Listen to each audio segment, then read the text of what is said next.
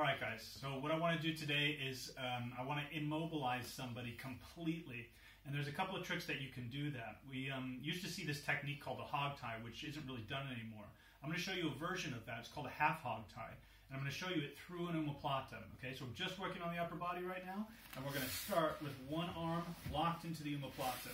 Okay, omoplata generally assumes one thing most of the time, which is that you're going towards the head. You're trying to get up like this, and this is really hard to do for a lot of people, even a lot of black belts that I see. When they're doing this sort of technique, there's a little bit of a struggle involved, and I think that most of the positions, you shouldn't have to struggle. If you hit it right, you're going to go right into it.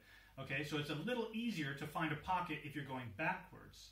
Right? So if I do my omoplata facing the opposite direction, trying to get the guy's hip and not his head, I can actually start to create this half hog tie and get a full immobilization of the body. So in this case, what I'm going to do is I'm going to shift my knee down. It's going to go underneath the guy's hip, and my shin is going to go across the bar, the crook of the arm, and it's going to create a second sort of lever device that pops the arm down and gives me access to the hip. So now I can bring my body up much easier.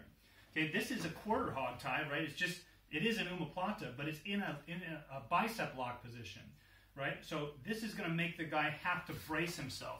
Almost everybody, when you come up, almost everybody does that to try and keep the pressure off of them. If they don't, it doesn't matter. But it's easy for me to now reach the arm and pull the arm back, or start to bring the arm through into now what's called a half hog tie. A full hog tie would be the legs involved, but we're just working the upper body, right?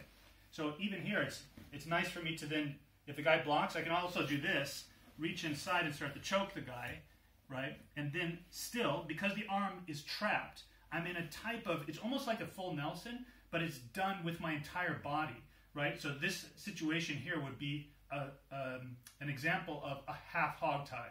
So if you try that, doing the omoplata going backwards, you'll start to be able to create these types of positions. They're very strong positions as well.